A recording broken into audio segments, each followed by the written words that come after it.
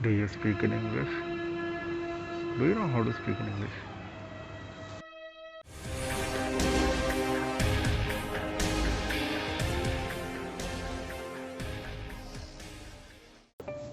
Spoken English एक ऐसी skill है जो चाहे आप किसी भी प्रोफेशन की बात करें उसमें एक बहुत बड़ा रोल प्ले करती है।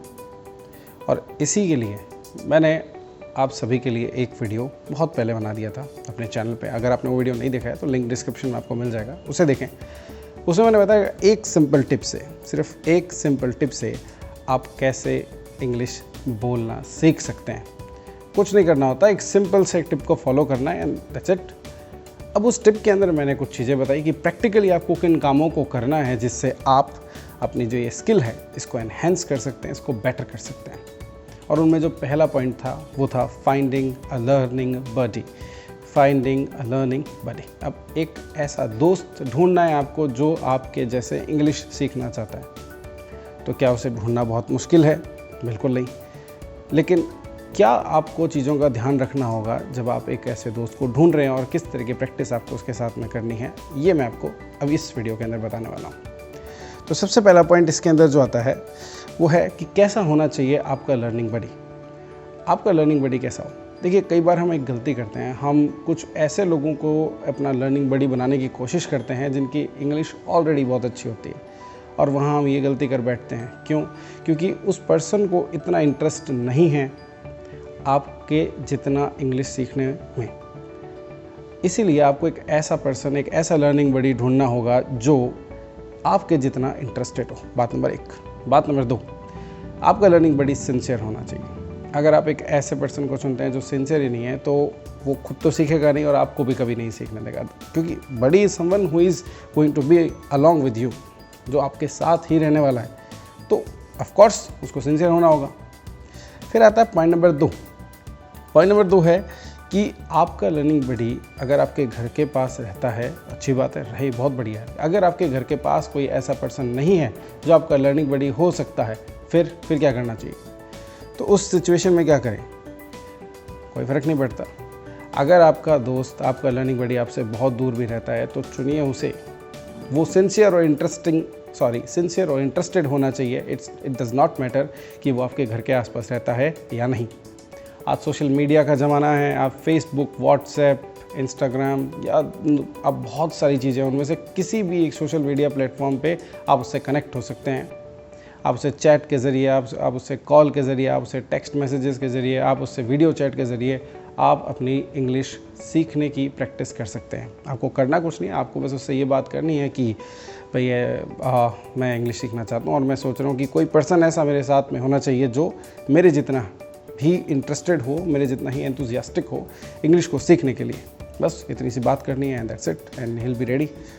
अब इसमें हो ये सकता है कि दो सिचुएशंस हो सकती हैं कि एक आपका जो लर्निंग बडी होगा, हो सकता है ऐसा होगा जो आपको कहेगा कि यार देखो मैं तो इंटरेस्टेड नहीं हूँ, या मना ही कर देगा कि बेकार आइडिया है, इतना अच्छा आइडिया नहीं है। और हो सकता है कि कुछ आपको लोग ऐसे मिलेंगे कि जो पहली बार में आपकी बात मानने का कहेंगे यस लेट्स डू इट, बिल्कुल बहुत अच्छी चीज़ है, बहुत बढ़िया चीज़ है, and then you will get started of course.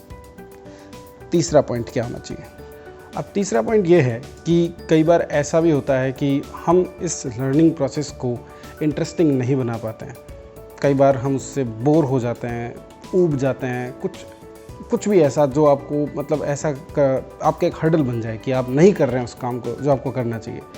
तो एक चीज़ को और ध्यान रखना है कि आप कुछ क्रिएटिव तरीक़ों से इस चीज़ को, इस प्रैक्टिस को और बेटर बना सकते हैं या एंटरटेनिंग बना सकते हैं। फॉर एग्ज़ाम्पल, अगर आप कुछ गेम्स वगैरह खेलें जिसमें आप अपने लर्निंग बडी को इंक्लूड कर लें तो भी आपका काम बन सकता है।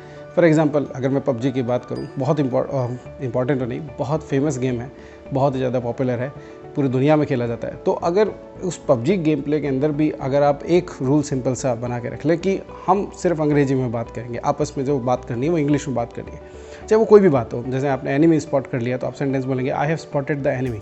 ओके, आप अगर मान लीजिए घिर गए हैं एनिमीज से, तो आप जो सेंटेंस बोलेंगे वो कौन सा होना चाहिए? I have been surrounded by the enemies, और I am surrounded by the enemies, please help. इस तरह का कोई भी एक सेंटेंस आप बोल सकते हैं। फॉर एग्जांपल और भी बोल सकते हैं कि आपने एक एनिमी को स्पॉट तो कर लिया लेकिन आप चाहते हैं कि शूट नहीं करना है, उसको मारना नहीं है, स्ट्रेटजी, ये आपकी स्ट्रेटजी है, तो आप बोलेंगे don't shoot right now, okay, don't, या फिर बोल सकते हैं डोंट शूट फॉर नाउ, है ना। और क्या हो सकता है, आप कोई जो प्लान बनाएंगे, कोई स्ट्रेटजी बनाएंगे, वो भी इंग्लिश में ही बनाएं, ट्राई कीजिए उसको इंग्लिश में ही बनाने का। फॉर एग्जांपल आप कह दें किसी भी तरह की स्ट्रेटजी हो सकती है, जैसे स्क्वाड हाउस होता है पबजी के अंदर, तो उस पर जो रेड करना है वो कैसे करना है, तो भाई आप कह सकते हैं जो सबसे बेस्ट स्ट्रेटजी मैं आपको बता देता हूँ, उसका जो एक आउटर रूम होता है और एक जो इनर हॉल होता है, उसमें एक साथ में नेड करने की बात हो, तो आप अपने टीममेट को बोले that we are going to need both the rooms, you need the hall, I need the outer room. तो इस तरीके से आप कुछ भी सेंटेंस जो भी बोलना है वो अंग्रेजी में ही बस बोलना है, इतना ध्यान रखना है। फिर और भी कुछ हो सकता है कि मतलब जितनी भी चीज़ें उसमें इंक्लूडेड है उस गेम में, आपको इंग्लिश में बात करनी है। ऐसा भी हो सकता है कि आप कुछ सेंटेंसेस बोलना चाहेंगे जो आपको हिंदी में दिमाग में आ रहे हैं उस टाइम पे, लेकिन इंग्लिश में नहीं आए, तो आप गेम के बाद में उसे नोट करें और उसके बाद में आप अपने टीचर से पूछ सकते हैं, नहीं तो मुझसे पूछ सकते हैं, मेरे नंबर्स वगैरह अवेलेबल है, आप जब चाहे मुझसे पूछ सकते हैं और मुझसे पूछे, मैं बताऊँगा, और नेक्स्ट टाइम अपने गेम के अंदर आप उसी सेंटेंस को यूज़ करें। पॉइंट नंबर 4 की तरफ बढ़ते हैं। पॉइंट नंबर 4 का मतलब, पॉइंट नंबर 4 में जो मैं चीज़ इंक्लूड कर रहा हूँ वो ये है कि कितने लर्निंग बडीज़ आपके होने चाहिए। देखिए, ये एक लैंग्वेज है, language is used for communication, और कम्युनिकेशन में जितने ज़्यादा लोग होंगे उतना बेटर है। अगर आप 1, 2, 3, 4, 5 जितने लर्निंग बडीज़ को अपने साथ मिला सकते हैं उतना ही बेटर है आपके लिए। एंड बी पॉजिटिव, इसके अंदर सबसे इंपॉर्टेंट चीज़ यही होती है कि आपको पॉजिटिव रहना होता है, आप किसी भी तरह का नेगेटिव ना इंक्लूड करें, that is the most important thing. बहुत से लोग आपको डिस्करेज करेंगे, बहुत से लोग आपको एनकरेज करेंगे, लेकिन आपको सिर्फ और सिर्फ एनकरेज ही होना है। Always remember the more the merrier, जितने ज़्यादा लोग उतना बेहतर। चलिए, यही था मेरा टिप, और एक कन्वर्सेशन का मैं आपको एक डेमो दिखा देता हूँ।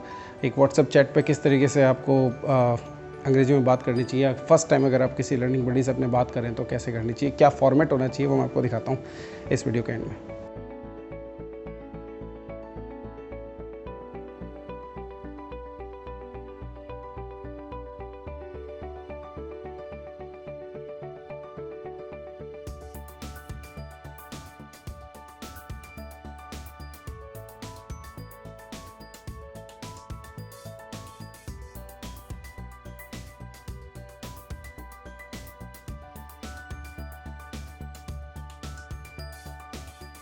चलिए, तो आपने देख लिया होगा व्हाट्सएप चैट का डेमो किस तरीके का होना चाहिए। अगर आप इस डेमो को फॉलो करते हैं, आप 1, 2, 3, 4, 5 जितने लर्निंग बडीज़ बना सकते हैं बनाइए, उनके साथ में प्रैक्टिस कीजिए, जितना ज़्यादा प्रैक्टिस करेंगे उतना बेहतर। It is all about practice guys. Once again एक और चीज़ कहना चाहूँगा, स्पोकन इंग्लिश को सीखने के दौरान आप ग्रामर और वोकैब पे बहुत ज़्यादा ध्यान ना दें, बिल्कुल दें, थोड़ा सा दें, लेकिन बहुत ज़्यादा ना दें, थोड़ा ध्यान दें, क्योंकि कई बार ये चीज़ें हर्डल बन जाती हैं। चलिए, तो that's it for this video guys. Thank you so much. इसी तरीके से अपना सपोर्ट बनाए रखें। Thank you so much. Bye bye.